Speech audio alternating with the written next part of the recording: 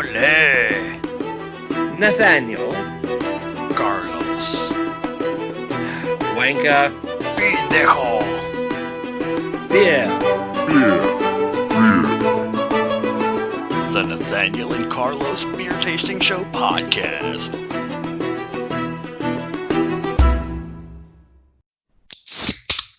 Bloody hell, Carlos. Wait for the show to start. Emma, we've been talking for like 30 minutes already, yes, sir. Are you kidding? It's been more than that. It's been almost an hour. Ole. Yes, we do stuff before you hear this. It's a thing. Ole, man, because I gotta be like, hey, man, I'm gonna talk about this. And he gotta be like, nah, man, that's stupid. I'm like, hey, I'm gonna talk about this. And he's like, nah, man, that's stupid. It's like, okay, well, hey, man, will you come up with something then? It's literally 40 minutes about him, redheads, and his unmentionables. Yeah, man, that's pretty much it. Which my unmentionables are gonna come up again later today. I see what you did there. Ole. So, what's up, Carlos? Yeah, man, not me, I say. First time's a charm. No, man, I was walking through it. You know, when sometimes you're walking through the castle and you got no shoes on. And, we got two cats in here, I say. One of them like to poop in the floor, the litter box is clean, but I think the cat just don't like us no more. So it just poop on the floor. You know, when you're walking around, you got no shoes on, you're like, hey, pendejo, it's a good day. I'm going to go get some coffee. Everything's going to be good. I'm going to get some Cheerios. I'm going to go, hijo de la sushi, go, pendejo. And you step in the cat poop with your bare feet, I say. We have servants for that. Our cats are trained. Well, my cat's like the boy. He loves his daddy, But the girl, man, I think she give me the side eye sometimes. They're trying to kill us. You know that, right? Only dogs are the actual pets. Cats believe they are the rulers of our world. Ole. What's been happening? Man, that's pretty much it, really. I've been doing a lot of cleaning, just in general, because sometimes it gets kind of boring. And then, man, what am I going to do today? I'm going to clean this room. What am I going to do this day? Hey, man, that room dirty, too. I understand entirely. Her ladyship and I, just yesterday, went down to the seashore, and I got me a pint glass, a custom pint glass. For me, only me. Is that where she sells the seashells? Yes, they do. How did you know? Well, because, she sells seashells by the seashore, I say. Everybody knows that. Bastard. Hey, man, so speaking of things like coming up and pointing up like Carlos does, have you heard what's happening possibly later today? I sense a reference to the impending launch of the Crew Dragon. Oh, man, we're going to be like Star Wars, I say. I'm personally glad it's time humanity went back to space more fervently than it has been in the past decades or so. Like in the 60s, I wasn't there personally because I'm not that old. I'm not Oscar Hasselhoff old. Old gray mare, she ain't what she used to be. Ain't what she used to be. Ain't what she used to be. But we were there all the time. Moon, space, Skylab, space stations. Now we just kind of go back and forth to the space station and sit there. But this Crew Dragon launch is dress rehearsal for a trip to Mars. Welcome to the Mars Federal Colony.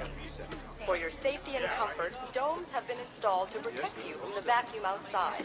Yeah, it's almost like we treat the moon like an ex-girlfriend, like, yeah, well, we've been there, but...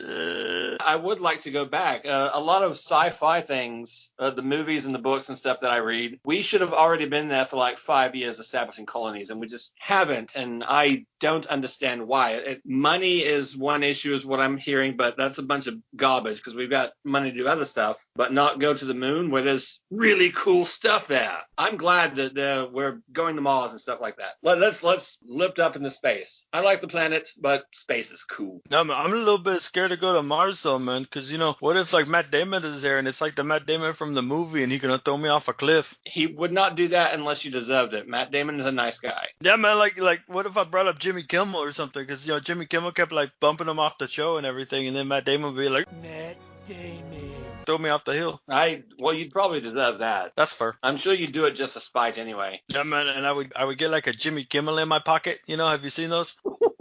It's like a bobblehead or something. It's like a little box that's got like 6 sayings on it. Like I used to have a Mr.T in my pocket, and it was the greatest thing ever. A soundboard. Yeah, I know what you're talking about. Yeah, he would say first name Mr., middle name period, last name T. It was great. So yes, we are going back to space, hopefully around 5:33 this afternoon. When you hear this, we might have already been in space for 2 days. We're still excited as heck about it, and I plan on watching the launch later this afternoon. I've been into space and science fiction and stuff since I was a child. Yeah, man, and like space is exciting and everything, but I don't want to go, man, because I don't even like roller coasters. I'm sure by the time they decide to lift all drunken asses up there, they'll just put us to sleep until we get there. Yeah, man, because if I'm drunk enough, I say, just don't wake me up. Let me know when we get there. Carlos, wake up. You're in space. Hey, man, where the green ladies at? I want to be like Captain Kirk. Ole.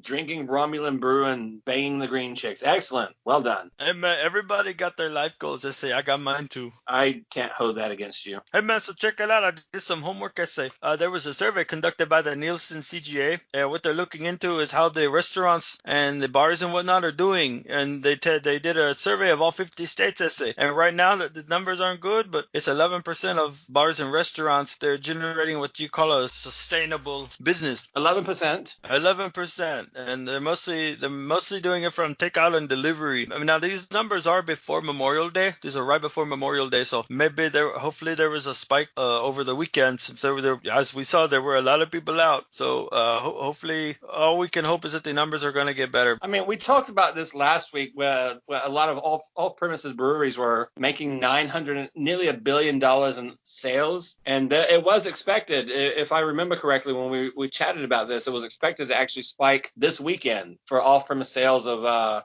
ales and brews and from craft breweries, not so much restaurants, but the local breweries. They were expecting a huge spike. So when I get a chance, I will look up, see if I can find those sales figures for this past week, and maybe they will top $1 billion. I saw a lot of people out and about celebrating when they really shouldn't have, but it's good that they are being sustainable. They are maintaining their solvency in this trying period. I'm all for that. Buy more and take it home. That might be the best thing that actually came out of this whole thing, direct to consumer sales. I was gonna say, like, something that I've learned is at this point is like, man, I can order from the restaurant, I can order from certain places and they'll bring me alcohol, I can order from the grocery store. I don't ever have to leave the house again. Yeah, it's good. I like it. I hope this is one of the things the states keep from this, the direct to consumer sales. Because before it was technically illegal. They couldn't have, a restaurant couldn't send you a bottle of Patron and some tequila or some sweet and sour mix and say, here, roll your own. But now they can, and I do hope they keep that.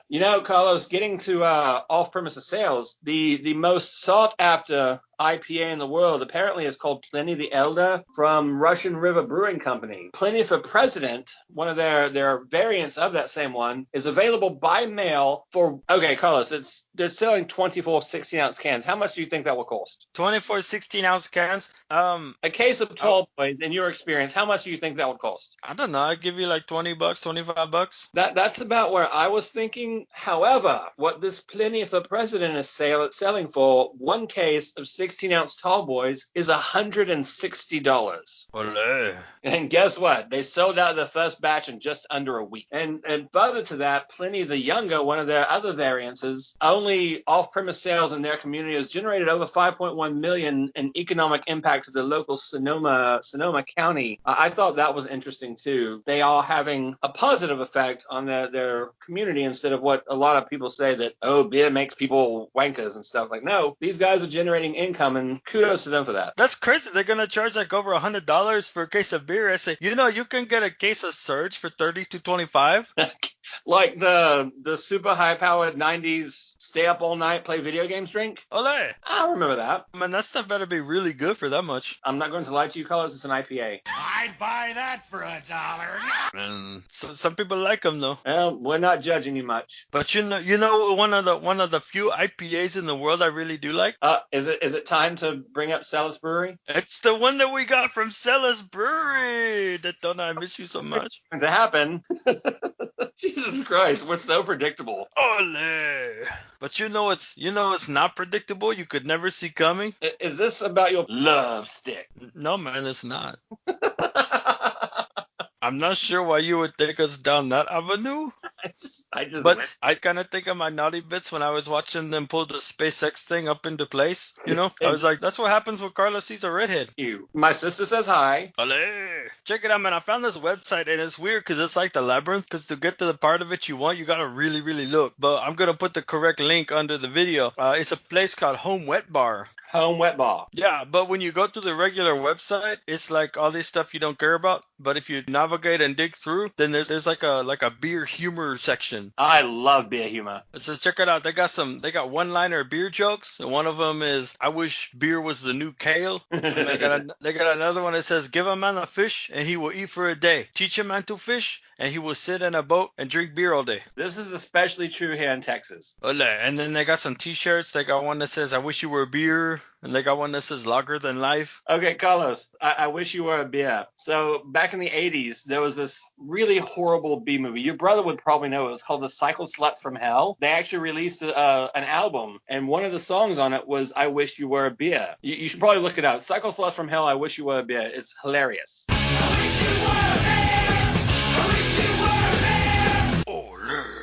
They got this one sign I think is funny. It says, "Free beer tomorrow." Tomorrow never comes. And then they got these things. They look like medicine bottles, and when you read the prescription, it's a prescription for beer. That's the best prescription of all time. Yes. Ole.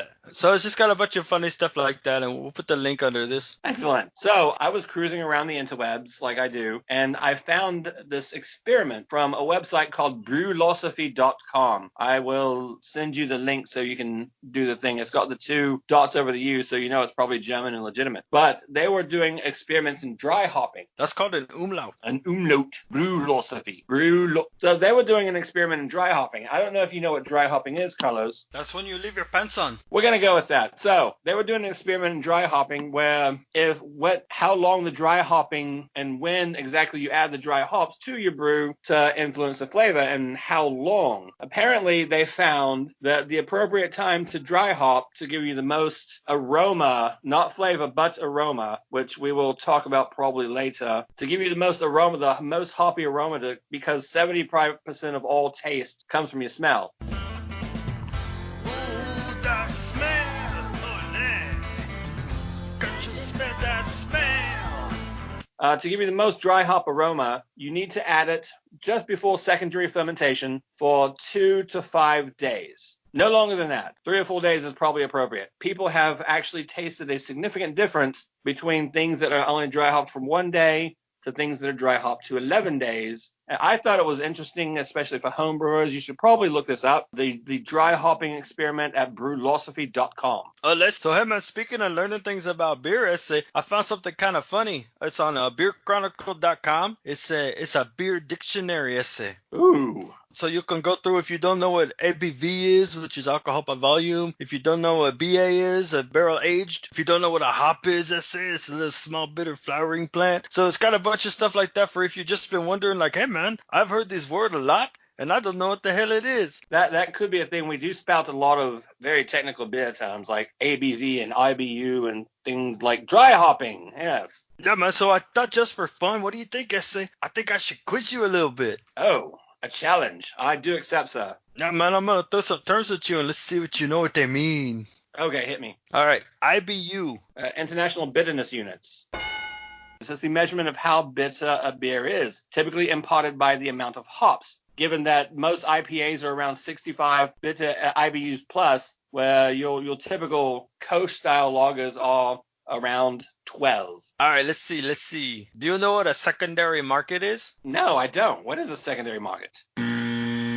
This is where rare or hard to find beers are resold online. Wait, so one bloke buys it, sees that it's probably, some other bloke might like this, and then he just throws it on eBay? Ole! It just seems like a waste to me for some reason. I don't know. If you gotta buy it, drink it or give it to a mate. Don't sell it. Wait, man, some of us don't got that much money. So check it out. Let's try this one here. Do you know what a yeast cake is? Actually, it's what happens after primary fermentation when you've got all the yeast at the bottom. Ole! Let's try one more. You ready? Right, hit me. All right, man. You ready for this one? All right, go. Jefe. It's yeast. It's German for yeast.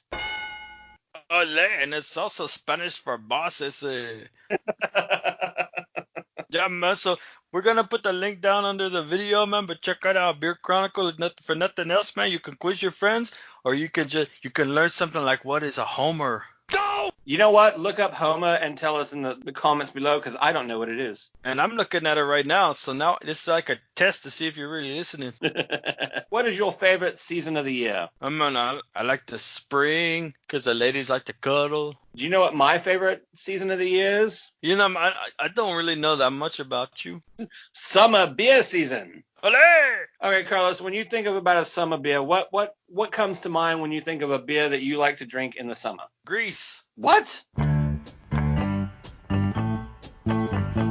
You drink? No. And all right, during the summer, what kind of beer do you like to drink? You've been mowing the grass all day. I like to drink whatever beer somebody else bought and let me have some. So I looked up on our friends porchdrinking.com what their summer beers are. Margarita Gose. I probably pronounced that wrong. It should be Gosa, I'm sure. Like Gozer? Are you trying to bring like the Stay Puft Marshmallow Man? Yes, because humanity is too sick to survive. What I'm seeing here is a lot of really weird fruit and vegetable combinations, like cucumber and lime, margarita, grapefruit radler. I mean, frankly, these beers look like they would just drop me down and I would want to take a nap instead of being refreshed via the summer, especially this margarita one. That I'm not certain about that. What would you like to drink in the middle of summer when it's been hot and your mate comes over and he just has a whole lot of beers? Which one would you pick? Well, you know, since the weather's been so weird here recently, I think I would like to have a pina colada and get caught in the rain.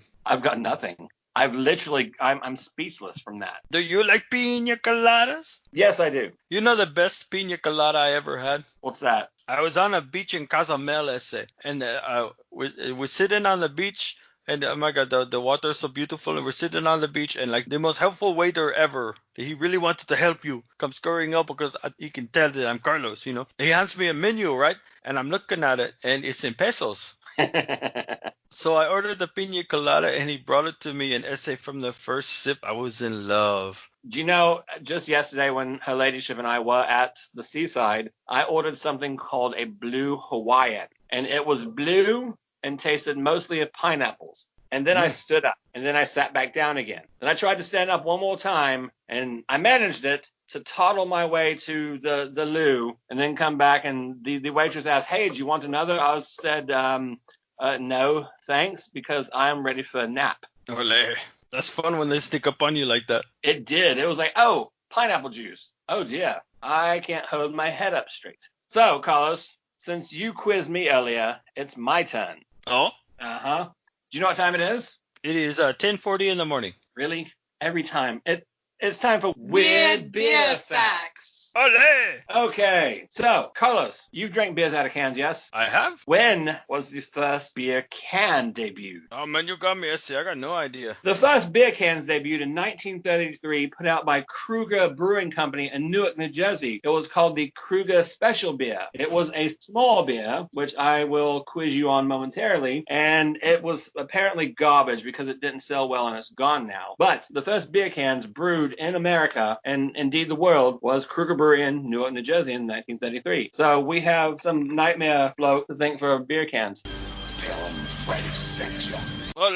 Wait, man, without him, what would we crush on our foreheads? That's bottles, Carlos. You just take it and just right on your dome. Let me tell you, that does not go well, Really does. So, George Washington had a beer recipe. He kept it in a notebook during the French and Indian War. It had a bunch of stuff in it, like things to buy in Williamsburg and what I'm supposed to do this week. But on the last page, it had his own personal recipe. It was a recipe for a small beer. Carlos, do you know what a small beer is? Yeah, man, that's a beer that is not as big as the other ones. Close. So a small beer is basically a barely alcoholic beer. It's something you would give to servants and peasants and stuff like that. It's only about 1-3% alcohol. Kiddie drinks, what we called them back in our day. But this one probably tasted like hell. So here's George Washington's personal recipe for beer. Take a large sifter full of bran hops to your taste. Boil these 3 hours. Then strain 30 gallons into a cooler. Then strain out 30 gallons into a cooler. Put in 3 gallons of molasses hours while the beer is scalding hot, or rather drain the molasses into the cooler. Strain the beer on it while boiling hot. Let this stand until it is little more than blood warm. Then put in a quart of yeast. That's a whole lot of yeast. If the weather is very cold, cover it over with a blanket. Let it work in the cooler for 24 hours and put it into a cask. Leave the bung open till it is almost done working. Bottle it the week it was brewed. So this stuff only ferments for about a week, which is not very long. We mostly ferment beers from 3 weeks to 6 months. You want them to taste any at all, and you want to get a little toasty on it. But this stuff couldn't have been more than 2% alcohol. It probably tasted like pure sugar. But yes, our founding fathers, in fact, were huge in the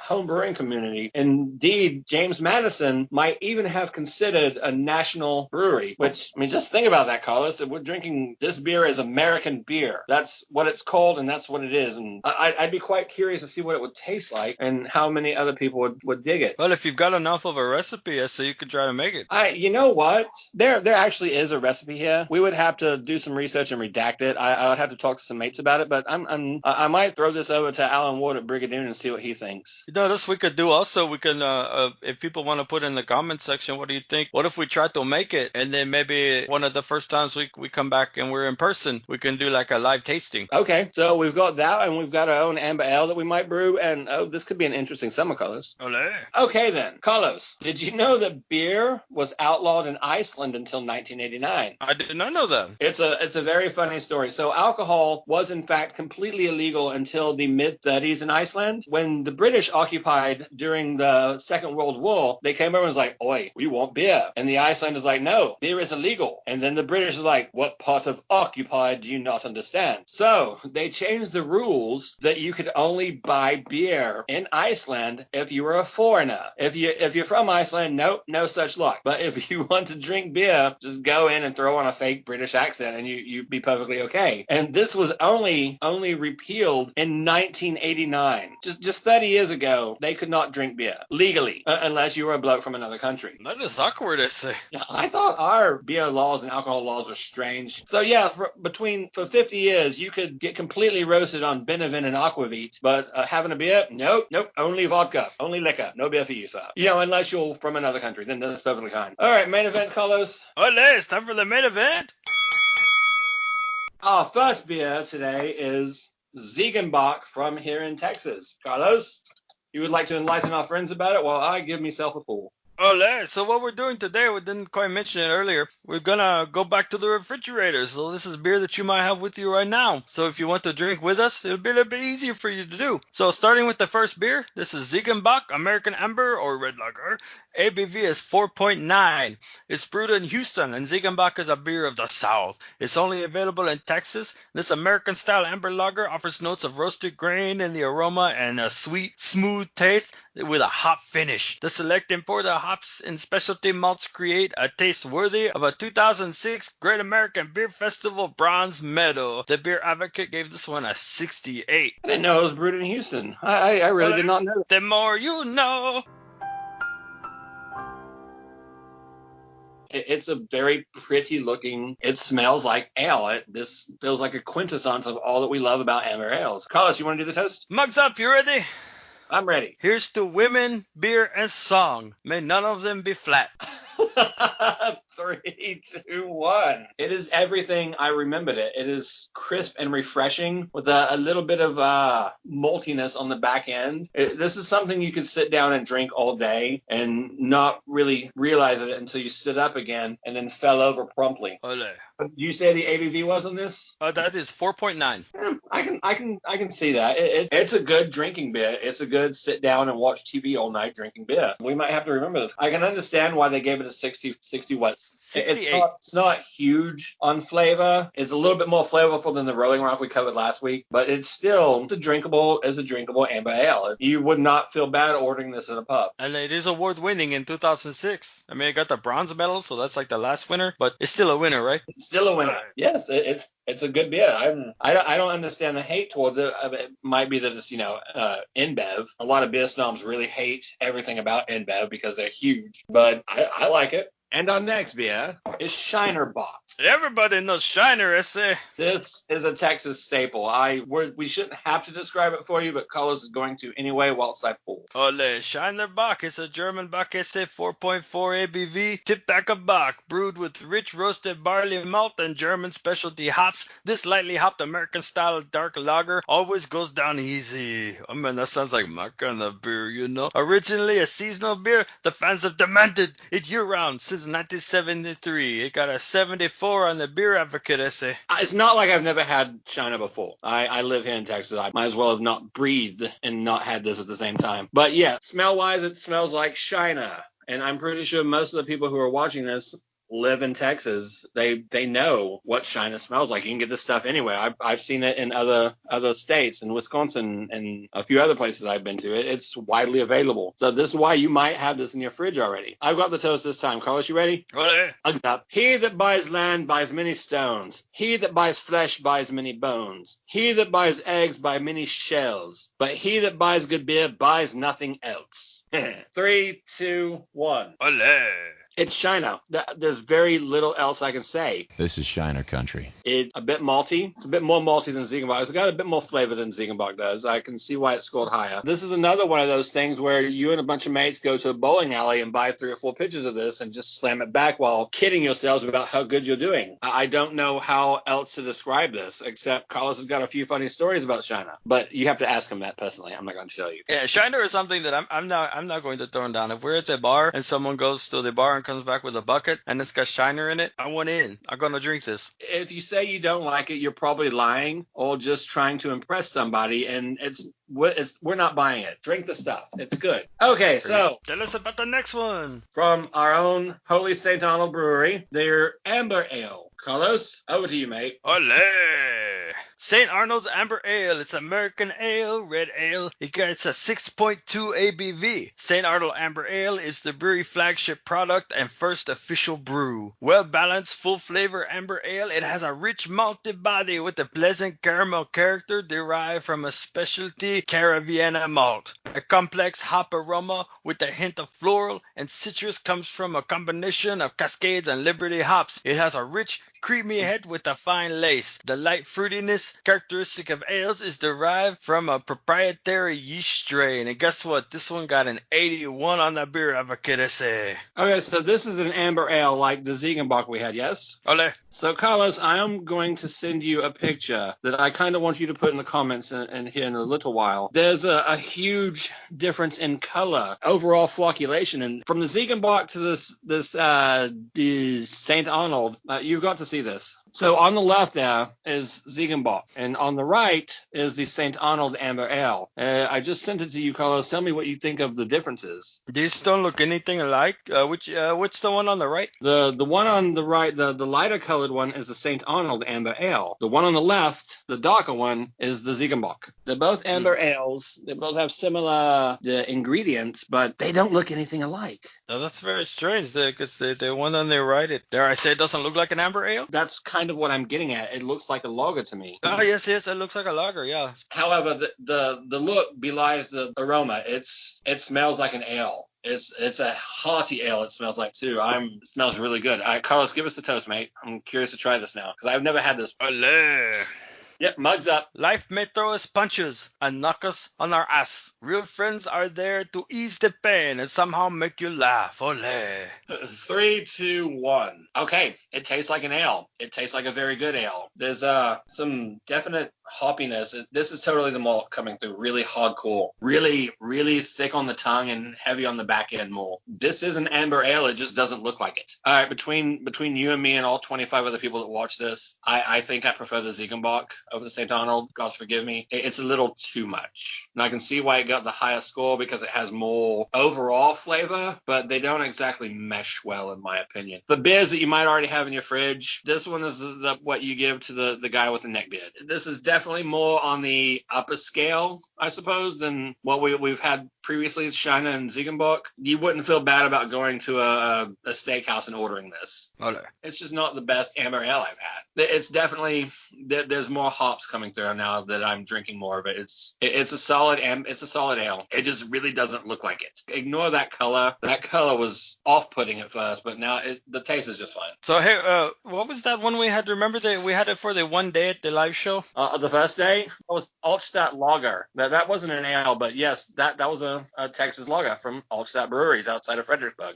We should bring that one back just for fun. Do you know, I'm thinking about it. If I can find it in the single section at Kroger or HEB, I will. I don't want to spend the $10 on a sixer for just 3 or 4 drinks. You know what might help us achieve that goal? What's that, Carlos? Well, I don't know if everyone listening remembers, but we have a Venmo. We have a Venmo? Yeah, so if somebody wants to donate to the Venmo, dare I say maybe $10, $11, well, hey, that would get us almost all the way there. It only takes $11 to fund 2 shows. And Jay, this is show number 8. So if somebody wanted to Venmo us $10 after this show, they would be the sponsor for the next 2 shows. Well, Carlos, we do have a surprise for episode 10. I thought we talked about this. We have something special for episode 10. I thought it was going to be a surprise. It is a surprise. They don't know what it is, but we do. Olé. So tune in every week, and maybe we'll surprise you on episode 9. We're going to surprise you on episode 9 by doing episode 10.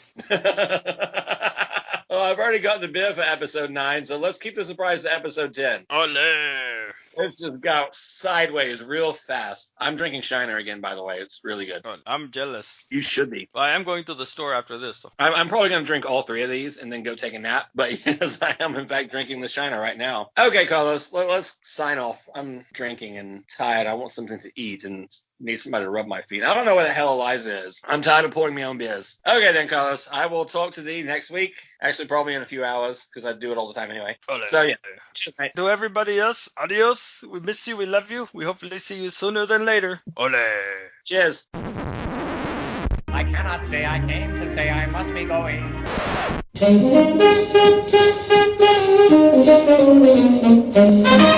you.